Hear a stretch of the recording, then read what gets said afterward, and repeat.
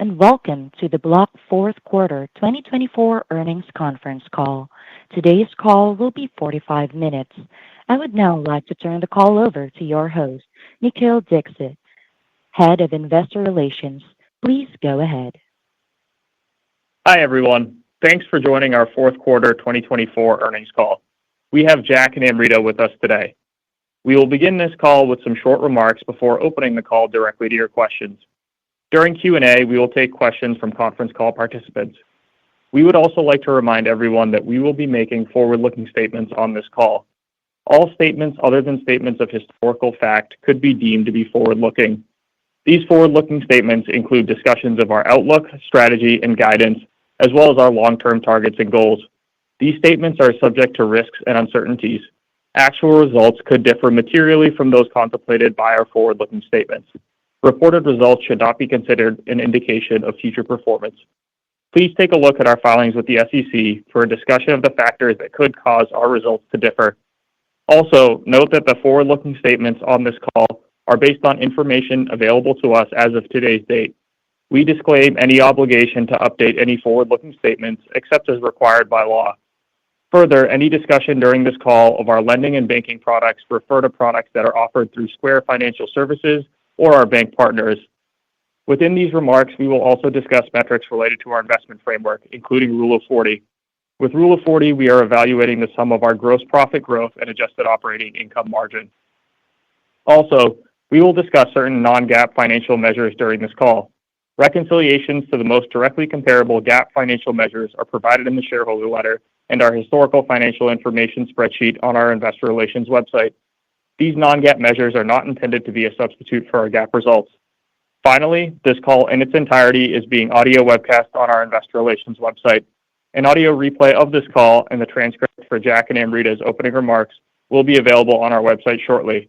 With that, I would like to turn it over to Jack. Thanks for joining. My letter this quarter walks through the progress we made in 2024.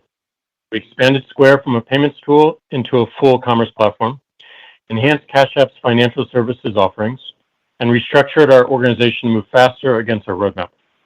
Looking ahead, we're focused on connecting local communities block by block through our neighborhood network strategy, investing in AI automation, open source innovation, and Bitcoin infrastructure, all with the goal of expanding financial access globally. If you haven't yet, please read our letter for more details. And with that, I'll turn it over to Amrita for some highlights for the quarter. Thanks, Jack. In 2024, we drove gross profit growth at scale while dramatically improving efficiency across our business. We ended 2024 with $8.89 billion in gross profit, representing 18% year-over-year growth, with Square up 15% and Cash App up 21%. Similar to prior years, we saw gross profit retention of more than 100% in 2024 for both Square and Cash App as we deepened engagement with our customers. We saw an acceleration in two key metrics as we exited the year. Square GPV grew 10% year-over-year in the fourth quarter, with improvements in same-store sales and customer retention, as year-over-year growth in the U.S. increased 200 basis points sequentially to 6.9%. For Cash App, paycheck deposit actives reached 2.5 million in December, growing 25% year-over-year, and we saw an increase in momentum in the second half of the year. Our focus on disciplined execution led to a significant increase in profitability and operating leverage in 2024. Adjusted EBITDA was $3.03 billion, up 69% year-over-year, and adjusted operating income was $1.61 billion, a more than 4.5 times increase on a year-over-year basis, delivering 13 points of margin expansion. And for the 12 months ending in December, adjusted free cash flow was $2.07 billion, compared to $515 million a year ago. We achieved 36.5 on a Rule of 40 basis in 2024, up 7 points from the year prior. Let's look ahead to our guidance for 2025 and share why we're excited about the trajectory of our business across both growth and profitability. Consistent with what we called out last quarter and assuming a stable macro environment, we expect strong gross profit growth of at least 15% year-over-year, or at least $10.22 billion in gross profit. We're maintaining our gross profit guidance for 2025 despite absorbing an incremental 50 basis points of headwinds from FX rates compared to our preliminary guide in early November. Given the unique growth dynamics during the year, including lapping leap year last February and tougher FX comparisons in the early part of 2025, we expect our first quarter guide to be the low point for both gross profit growth and adjusted operating income throughout the year. Our full year guidance implies a meaningful inflection in growth during the year, and we have clear visibility into the key drivers of that acceleration as we scale recent product launches and execute on go-to-market. We expect a more pronounced acceleration in Cash App as we broaden access to Cash App Borrow, launch and scale Afterpay on Cash App Card, and invest in marketing. Cash App has sustained strong gross profit growth for years by driving product velocity and successfully stacking new S-curves onto its existing product set to deliver more value to customers. We believe we're at the start of another exciting growth phase as we bank our base and with the ability to stack future building blocks of growth from both Borrow and Afterpay on Cash App Card. We ended 2024 with 5 million Cash App Borrow monthly actives. This year, we plan to expand to additional customers and offer higher limits by improving underwriting, refining unit economics, expanding to more states, and integrating Borrow with direct deposit. Afterpay on Cash App Card launched this week, and we are rolling it out to new customers now after a year of strong testing. We see this product as another way for customers to manage their money and to drive increased spending through Cash App Card. Beyond these specific products, we're focused on driving more customers to Cash App Card, a gateway to our broader banking offerings, and further growth in paycheck deposit actives. For Square, we expect both TPV and gross profit to improve throughout the year, driven by a combination of both retention and acquisition. We meaningfully ramped marketing investments in the second half of 2024, and the strong returns we've sustained here give us conviction that these will compound as the year progresses. We also continue to invest behind our partnership and field sales strategies, and we expect growth contributions from these initiatives to increase compared to 2024. The platform investments we made last year across onboarding, orders, and single app are all expected to drive strength in Square this year. Many of the launches we highlighted this quarter were enabled by our recent platform enhancements. We have an extensive portfolio of growth initiatives across Square and Cash App, and we're excited for those to help drive accelerating growth in 2025. From a profitability perspective, we expect adjusted operating income of $2.1 billion, or approximately 21% margin, expanding 240 basis points year over year, even as we grow acquisition spend by more than 20% year over year across Square and Cash App. We remain committed to disciplined growth and driving cost efficiencies. We were below our 12,000 person cap at the end of the year, and we intend to remain below for the foreseeable future. In 2024, we built the foundation for our next era of growth, and we're excited about our momentum heading into 2025. Our goal across both Square and Cash App in the year ahead is to make sure we're balancing continued growth investments on product and go-to-market with increased efficiency across our organization. With this, we expect to exit 2025 at a Rule of 40 run rate and remain on track to achieve our target of Rule of 40 in 2026. As Jack said in his letter, we're excited to host you for an Investor Day in the second half of this year to show you more of our progress in these areas. And with that, I'll turn it back to the operator to start the Q&A portion of the call. If you would like to ask a question during this time, simply press star, followed by the number 1 on your telephone keypad. If you would like to withdraw your question, press star 1 again. We ask that you limit yourself to one question. We will pause for just a moment to compile the Q&A roster.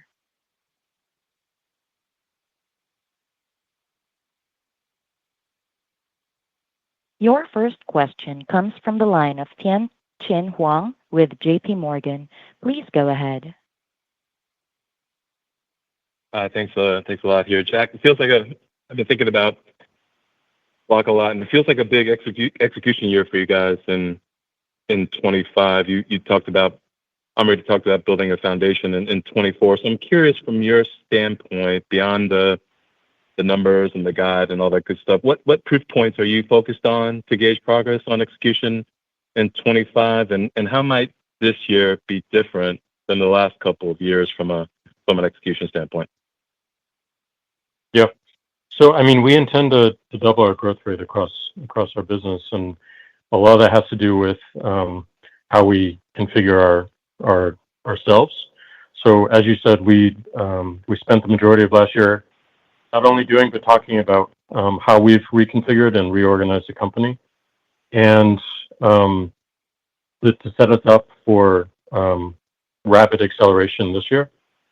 And I guess the biggest proof point I would look towards is development velocity, how quickly we can now move and how quickly we can ship things, and how quickly we can see the impact or that they're not having impact, so we can make changes or end those things. I would point you to one early proof point, which is this project we released called Codename Goose, which is a AI assistant for engineers to start, but it can expand to any discipline. We built this for ourselves internally. This team was less than 10 people. They did it in months and not years, and we put it out. And we now have a pretty sizable ecosystem of developers building extensions for it and expanding it that we also get better for and we can use. And it points to a pretty foundational move for us where we are now in the conversation with a lot of these AI companies. And I think there's a few areas within that where we can take a leadership position as well. So we're excited to take that on, but that's all a function of us reorganizing our company. This would not be possible at the beginning of last year, but it is now. So you should expect us to see those throughout the company and across all of our surface areas.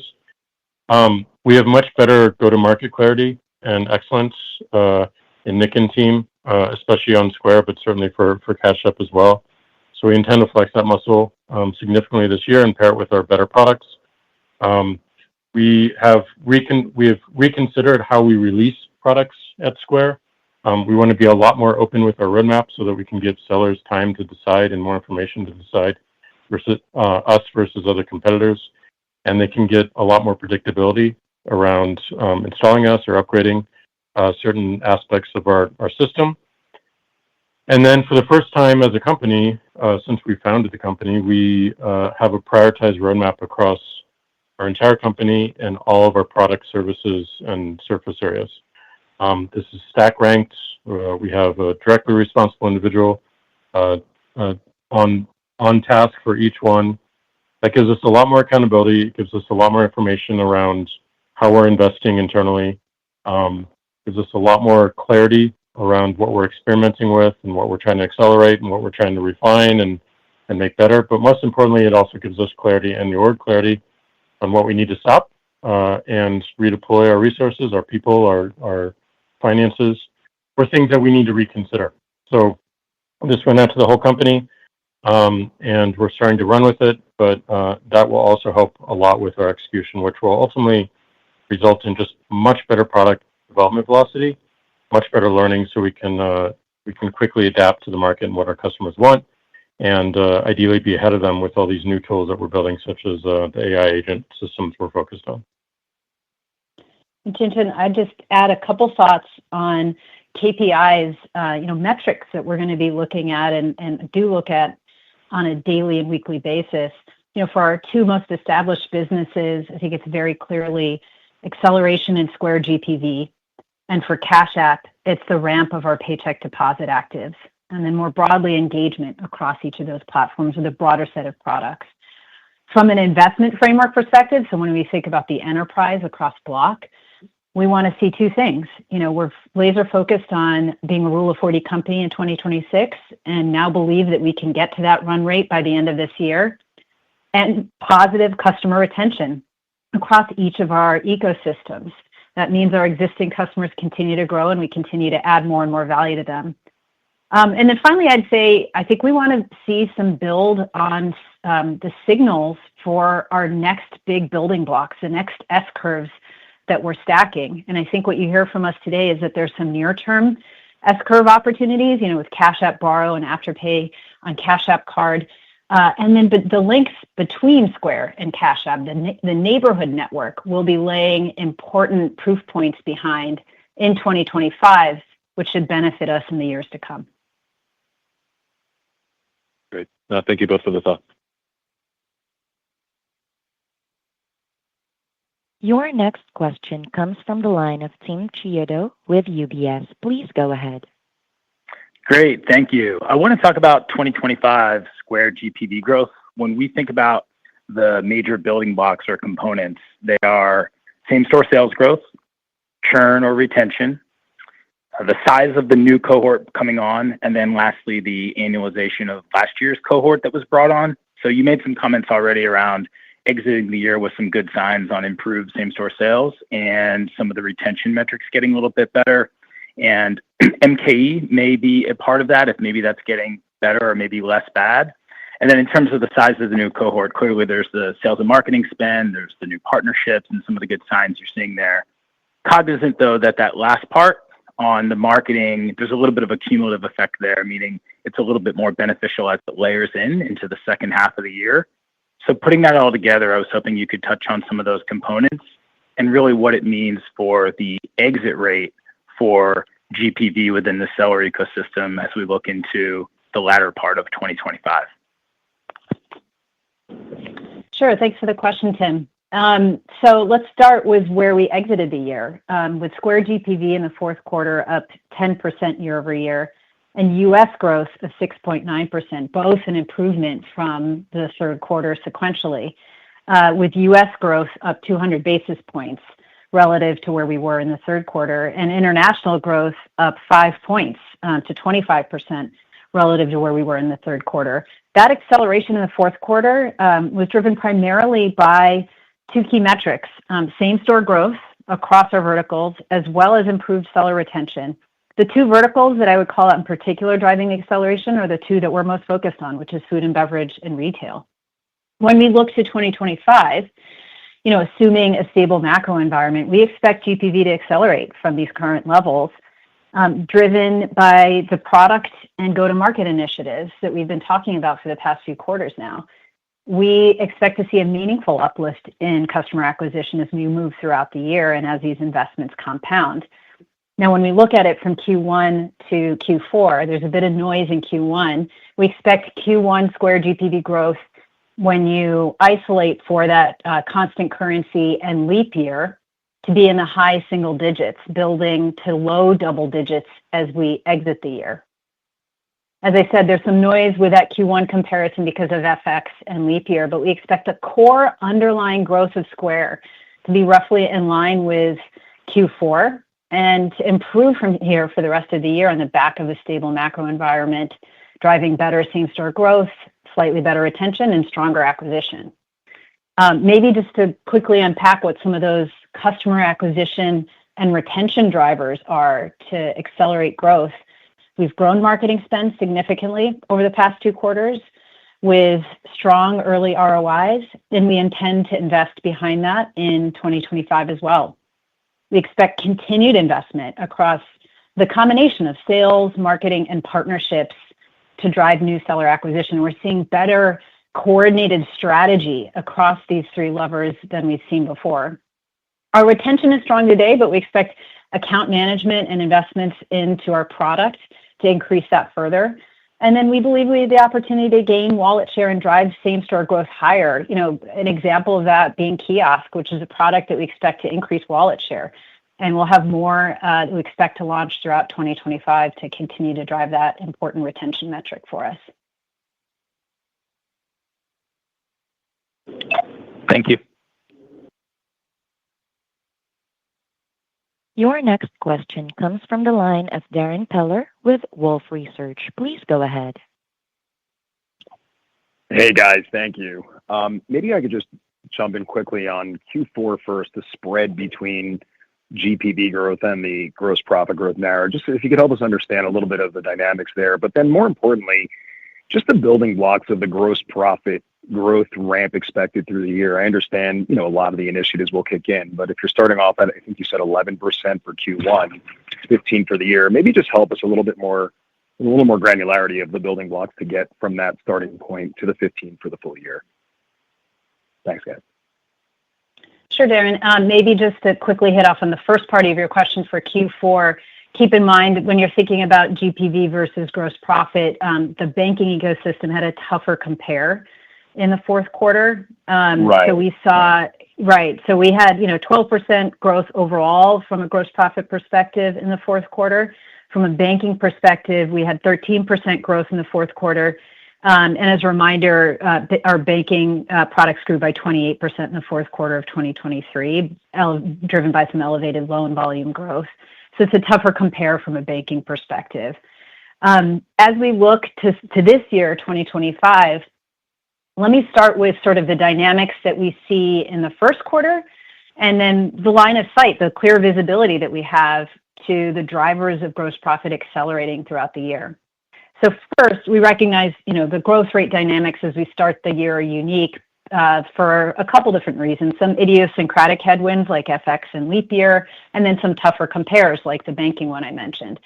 So in the first quarter, leap year is expected to create a roughly 1-point headwind to gross profit growth for both Square and Cash App, with an additional approximate 1-point headwind to Square's gross profit growth from FX. And then in addition to that, we have Square Banking with an incredibly strong Q1 in 24, where it grew by 36% as we grew originations at an accelerated rate as a tougher comp for us this Q1. And then from a Cash App perspective, again, a tougher compare related to some pricing changes for Bitcoin, where we had the full quarter benefit of that last Q1, as well as some benefits from the price appreciation of Bitcoin. Now, with those Q1 dynamics in mind, let's turn to where we have confidence that we can build upon these compounding benefits that we see of our product and go-to-market initiatives into the remainder of the year. So for Square, we expect gross profit growth trends to align closely with GPV trends in 2025. We'd see GPV growth acceleration drivers that we've talked about, go-to-market investments, new products to gain traction and compound during the year, and as a result, expect to see gross profit accelerating off the Q1 levels. We're also growing our marketing spend here, again, behind strong ROIs, and are continuing to add sales and partnership resources, all of which we expect to result in accelerating new customer acquisition. We have much higher expectations for our sales and partnership investments this year than we did last year, and we met and exceeded our targets last year, and we intend to do the same this year. From a Cash App perspective, we expect the acceleration throughout the year to be more pronounced, exiting 2025 well above the Q1 gross profit growth rate. We think we have a unique opportunity here on this next phase of growth for Cash App between Borrow and Afterpay on Cash App Card. Afterpay on Cash App Card, we are, after a year of sort of methodically testing this, now launching this week, allowing customers more ways to manage their money and giving them more optionality at checkout. Cash App Card at 25 million monthly actives in December is an amazing distribution surface for us to launch these sorts of product features into. And it's one that we saw really resonate with customers as we were in testing over this past year with nearly $150 million in originations just in the beta alone. And then for Borrow, this product that has scaled meaningfully in 2024, we believe that there is a tremendous amount of opportunity left for growth in a variety of different areas. This year, as I mentioned earlier, making Borrow available to more customers with higher limits by improved underwriting, better unit economics, and expanding into additional states.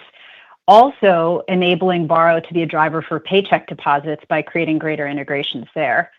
And then finally, I'd say as I point to, looking at our exit out of 2025 is that we'd expect to see Proto, our Bitcoin mining initiative, to start benefiting growth in the second half of the year as well. Thanks, Emery. Your next question comes from the line of Dan Dolev with Mizuho. Please go ahead. Hey, guys. Great quarter. Thanks for taking my question. I have a long-term strategic question, maybe for Jack. on your, on Proto, the open Bitcoin mining system. I mean, it looks really interesting. Could it, maybe could it be the next Cash App? Like, how big is the upside from that, and what's the long-term vision and strategy for that product? Appreciate it. Yeah, this is one we're really excited about.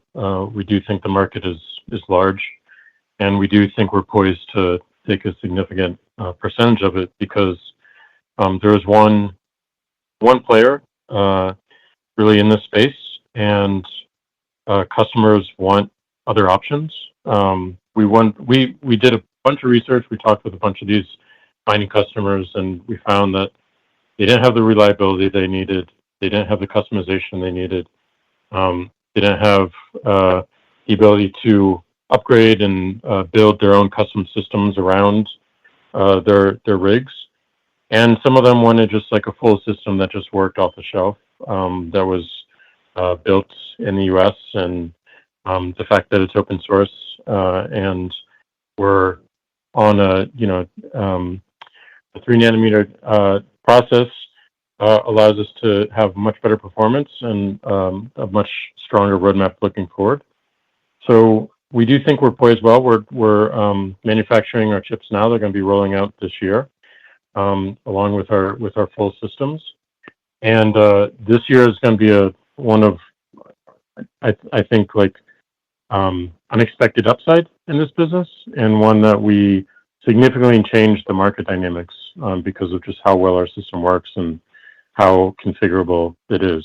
So within this space, yes, I do think it's a massive opportunity and one that's well overdue. Definitely seems like that. Thanks again, Jack. Your next question comes from the line of Robbie Bamberger with Bird. Yeah, thanks for taking my question. Cash App MAUs have been flattish at around 57 million the last several quarters. I guess what would it take for these to start growing again? Is it incremental marketing spend, new products, or something else? Hey, I'm happy to start us off here. Thanks for the question, Robbie. So let's start. I think the short answer is we think that there is significant opportunity for growth longer term, but there's some deliberate decisions that we've made as part of our banker-based strategy in the near term that have resulted in the consistent sort of 57 million monthly actives, which grew 2% year over year in December.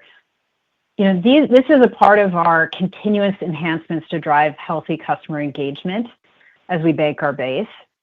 We've made investments in critical areas like compliance, support, and risk.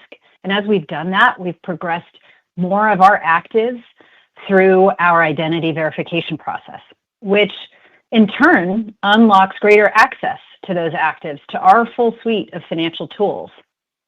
So as we've made those investments, we've seen benefits come through in a couple different places. First, from a product growth perspective, we've seen that accrete to engagement and attach on products like Cash App Card, Direct Deposit, and Borrow, all of which you've heard about today, obviously, but also accrete to benefits to our unit economics. Risk loss for us has been an area of operating expense leverage on both peer-to-peer and Cash App Card risk loss over the past year. And I think that's critically tied to the enhancements we've made to the platform here. In the near term, this year, we expect the biggest drivers of Cash App gross profit growth should be metrics like inflows per active and monetization rate, or ARPU, whereas we'd expect actives growth to be relatively flat on a year-over-year basis this year. Now, longer term, to your question, we see a significant opportunity to grow actives, particularly among that digital native audience like Millennial and Gen Zs. We also see powerful network effect connections across our audiences, amongst teens and families, and across our other brands. Afterpay customers, many of whom will be introduced to Cash App through the integrations like the one that we're launching this week with bringing Afterpay functionality into Cash App Card, as well as Square buyers, the more we can execute on our neighborhood network strategy to connect these two ecosystems.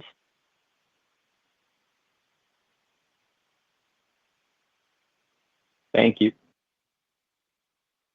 Your next question comes from the line of Andrew Bauch with Wells Fargo. Please go ahead.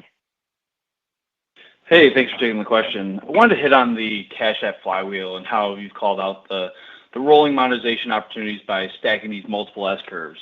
And now that we have Afterpay functionality live in the Cash Card, I guess how would you characterize the potential of this S curve compared to innovation and products you've introduced in the past? And then if there are any high-level thoughts you could provide around goals for attach, monetization contributions, all would be super helpful. Thank you. Yeah, I can start this. I think it's a huge S curve because there's entire companies focused on just this one thing. And what matters most for Cash App and the Cash App card is that these all stack together, but they actually positively reinforce one another as well. So we have, as Amrita said earlier, we have a huge base of Cash Card customers that we can deploy this to. We can do that extremely quickly. It's easy to roll out for us and alert people proactively of an entirely new utility that they can use that day instantly.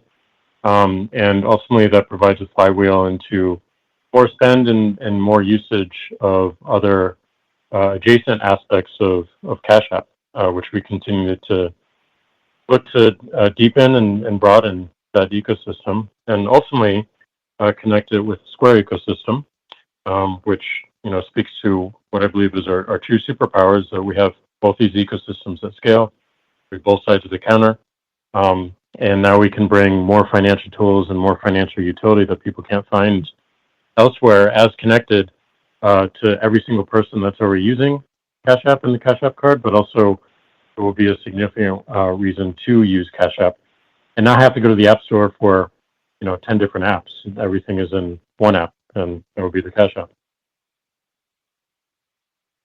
And I'll just add a couple points to help contextualize as well, Andrew, both on Afterpay and Cash App card, and then I want to speak a bit to Borrow. But similar to how we ramped Cash App Borrow, with Afterpay and Cash App card, as Jack said, we see a tremendous opportunity. As we always do, we'll start small, expecting millions of monthly actives to be eligible this year, and then ramp those offerings where we determine eligibility, obviously, based on adoption and improvements to our underwriting models as we gather more data. So we'd expect Afterpay and Cash App card to benefit gross profit and compound in that benefit throughout the year, benefiting our growth more in the second half of the year, as we've called out, related to the acceleration in Cash App gross profit throughout the year. I think it's also, if we're speaking about S curves for Cash App, important for us to talk about Cash App Borrow as well. And when you look at the growth and the traction that this product has achieved, what we're seeing is that our customers really value the optionality to manage their cash flows that Cash App Borrow provides. And I think that's similar to what Afterpay will provide as well in Cash App card. But we shared last quarter in a recent survey, 43% of our Borrow actives, which we now ended the year with 5 million Cash App Borrow monthly actives. 43% reported that the loans helped them pay their bills. 38% said that these loans helped them smooth cash flows between paychecks. It's a part of how they're managing their money. And products like Borrow help deepen that customer relationship. We've seen Borrow actives bring in 13% more inflows and conduct 6% more transactions than non-Borrow actives, and drive 10% higher variable profit to us on a per active basis, even excluding the profit generated from Borrow. So we saw strong growth in Borrow this past year, but we think we have an opportunity to expand it further, as I've mentioned already, into 2025, and continue to compound the benefits beyond the 5 million Borrow monthly actives that we had at the end of the year. Maybe the final point I'll make here is, in 2024, about 25% of actives chose to take out a Borrow loan after getting an offer. And that number is significantly higher for paycheck deposit actives, which gives us confidence that access to credit ultimately is an important part of our much broader banker base strategy going forward. Really interesting. Thank you, Emery. Our next question comes from the line of Jason Kupferberg with Bank of America. Please go ahead. Yeah, hi, guys. I was hoping you could just put a finer point on the gross profit guide by segment for Q1 and for the full year. And then if you can just talk about maybe the top 2 or 3 Square initiatives that you really think will move the needle on GPV in 2025. Thank you. Sure. Happy to start off on the gross profit question. As we said, we expect to see ramping gross profit growth through the year, with Cash App's acceleration throughout the year being more pronounced relative to Square's, albeit we expect to see growth trends improve throughout the year. And we expect Q1 to be the lower point throughout the year in terms of gross profit growth and profitability.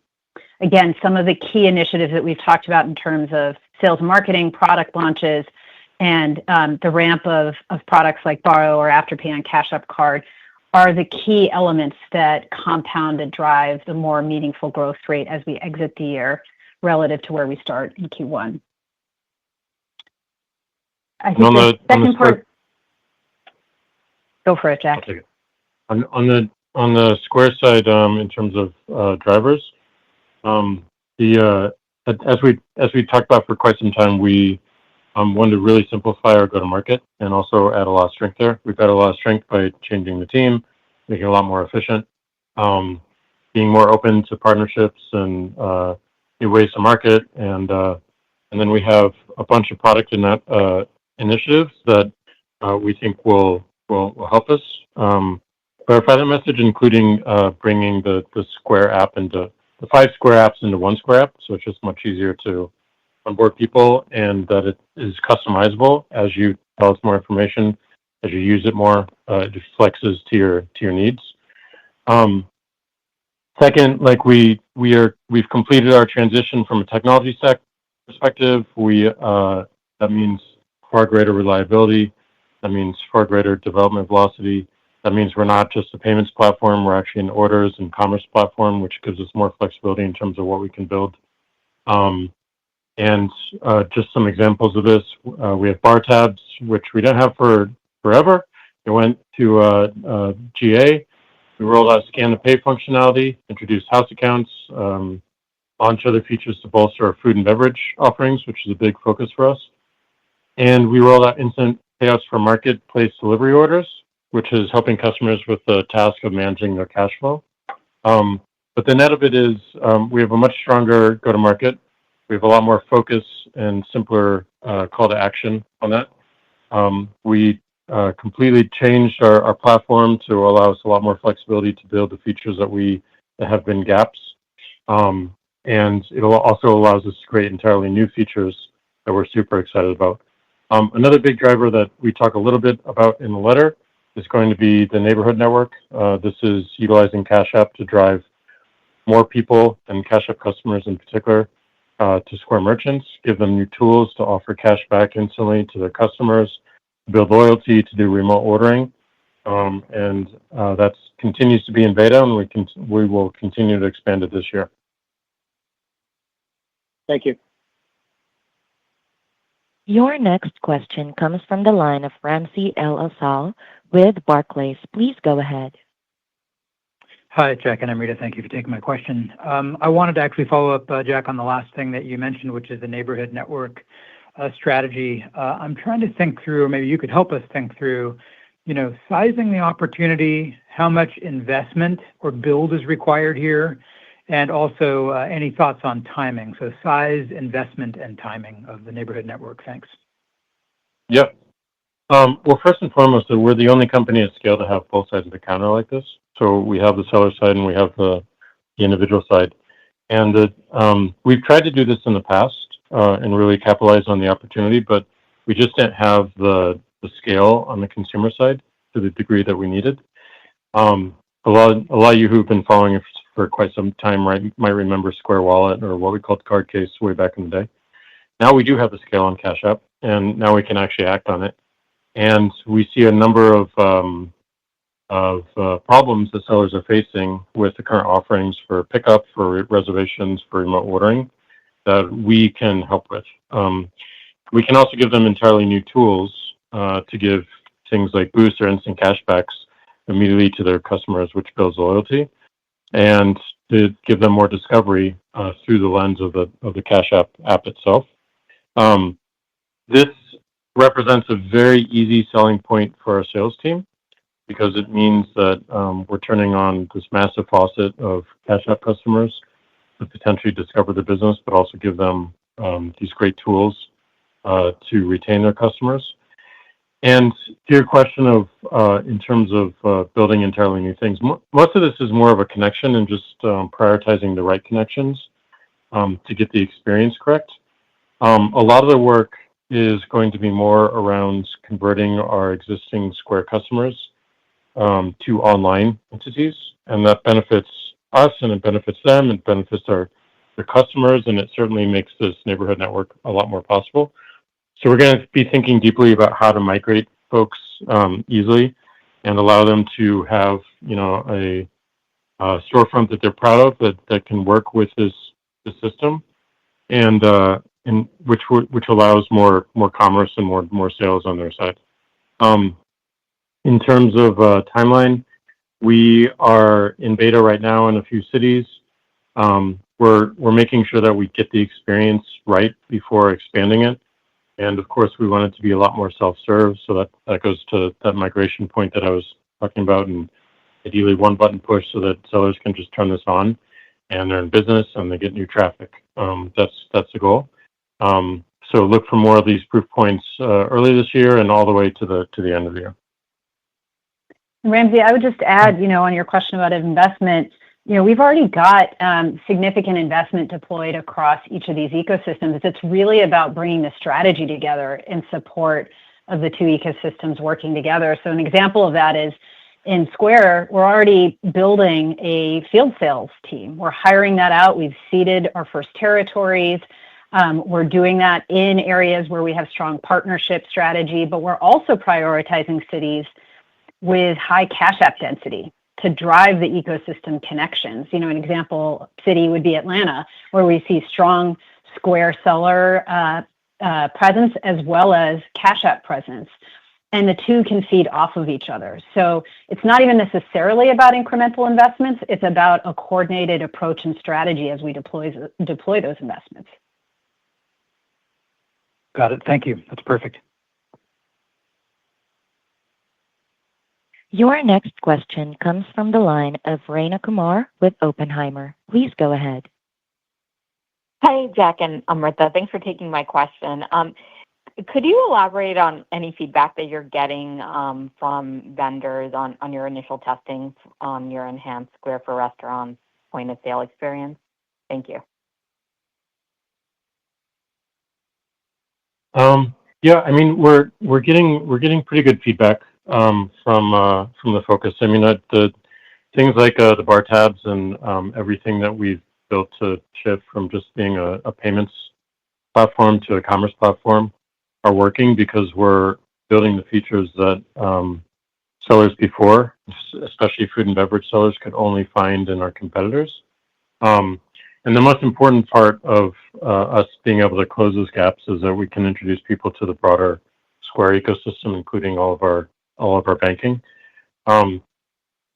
Square, I think, continues to excel in our product offering because of our quality, because it is more self-serve, and owners of these businesses and their employees can do more of the things that they need to do without having to reach out to support or having a sales or executive account agent who's hand-holding them along the way. And that's where our technology-led approach leads and really matters. And we're going to continue to push that and give people better and better tools to help automate some of the more mechanical aspects of the business so they can really focus on their customers and building their business. But thus far, it's been good. We have much stronger feedback loops now that we've functionalized the company between customer support and sales and our product teams and our development teams so that we can act on feedback much faster. And as I talked about in the first part of the call, what matters to us most is development velocity so that we can quickly make changes, we can learn from experiments much faster, and we can deploy technology in a way that addresses customer needs and hopefully predicts them ahead of their ask and also ahead of our competitors, which we intend to do. Yeah, Raina, I'll just add that I think what you see from us is a greater rate of product velocity as we shifted from a payments platform to an orders platform. And you see that firsthand in the restaurant point of sale enhancements that we've rolled out and are continuing to roll out to all of our sellers this year, between kiosk, bar tabs, scan to pay, house accounts, item splitting, instant payouts. These are all launches over the past 6 months. And we've got more to come for this really critical vertical. And I think what you see is that when we're able to get that into people's hands and demonstrate, as we are with our field sales efforts, what a larger seller and in the food and beverage space can do, and even a QSR like Bluestone Lane that we mentioned in our letter, it's a pretty powerful demonstration, and one that frankly flies in the face of the perception of Square being the little reader company. And so that's what we're doing with investing into our partnerships, field sales, and marketing approach to be able to expand and bring awareness to the much more expansive set of offerings that we have for QSR and FSR. And I think that's starting to bear fruit now with some of these larger seller wins. But there's a lot more for us to do behind that. And I expect you'll also see greater product velocity, again, behind that platform shift that we completed last year.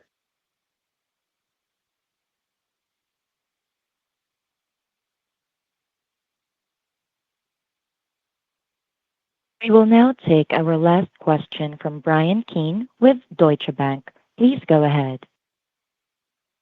Hi, guys. Thanks for taking the question. Wanted to ask about the strength in Afterpay in the quarter, what you saw there. And as we think about the rollout of Afterpay on the Cash Card, I guess it's almost in lieu of a credit card.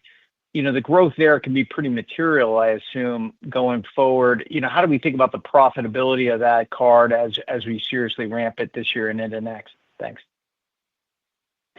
Sure. Maybe I'll start on the last part of your question first, which is, first of all, we get to determine eligibility for Afterpay on the Cash App card. So we get to create as an input based on what we see from risk loss rates, adoption rates, et cetera, how to pace the growth of Afterpay on Cash App card.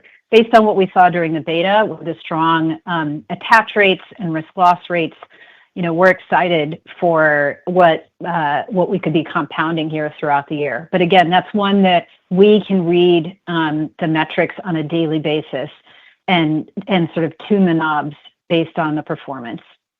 And it is, risk loss is an important investment area for us in some of these ramping lending products, be it Afterpay on Cash App card, or Cash App.